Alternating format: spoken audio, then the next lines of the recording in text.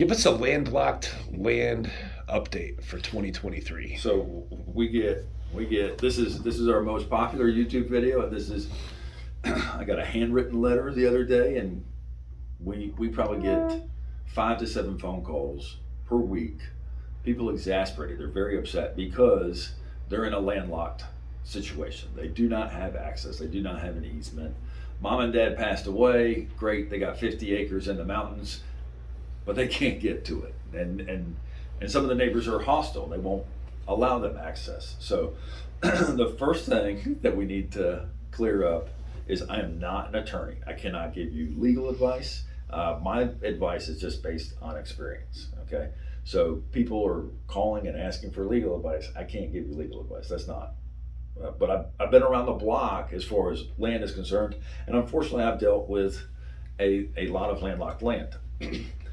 The YouTube videos are free. I am not free.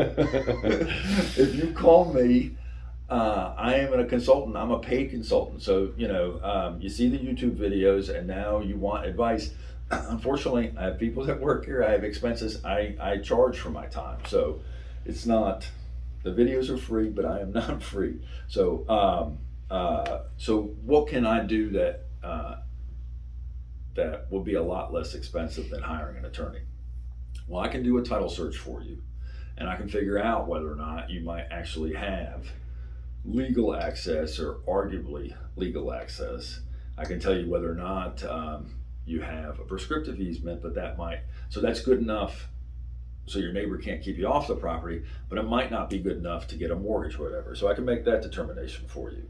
I can tell you based on my experience what I think your chances are. Like, too bad you got landlocked land. That's how it's going to be. Or I can say, you know what, you can make a strong case for this, but it may or may not work out for you. But I can at least tell you what I think your odds are. I can tell you what your best access is. So you go on your Google Maps, and here's your property, and here's the road, and you do the shortest line in between, and you might think that that's your best access, but it's not necessarily your best access. I mean, if you're dealing with a legal department of a trust in California, it's probably not going to be the easiest. It might be easier to go through 3 or 4 other people. There might be a waterway, there might be some topo challenges or whatever. So I can determine what your best access would be. But if you really want to clear it up, your best bet is hiring an attorney.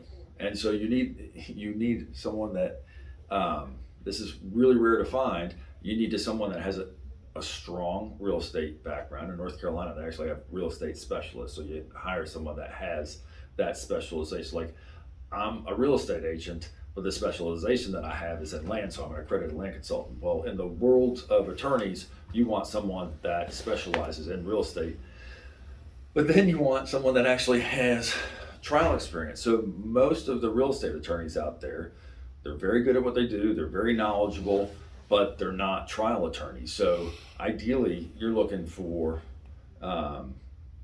a needle in a haystack. You're looking for an attorney that has the real estate specialization, but also has trial experience.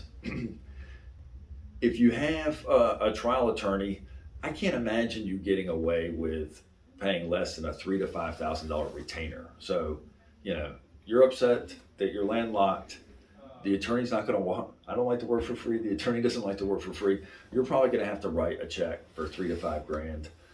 It wouldn't surprise me if somebody asked for a $10,000 retainer. There's a lot of work involved. They're going to have quite a few hours involved in this. So, what are you going to sue for? You're going to sue for access. And what kind of access are you going to sue for? One of the bad things about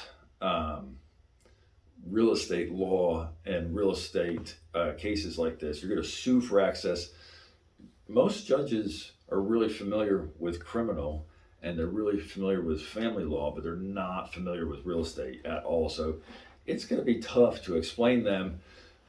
Ideally, what you want is like a fee simple access. You want a strip of land, but you might get an easement And when you get an easement, you can get a 60, a 40, a 30, you might get a 10-foot easement. So the 10-foot easement gets you into your property and out of your property, but you have no development rights. Now you can't like make a subdivision out of it. So, you want the best of the best. You want that fee simple or 60-foot easement, but the only way you're going to cure your landlocked land is either by writing letters and paying people off and saying, please help me, or you have to hire an attorney on your behalf.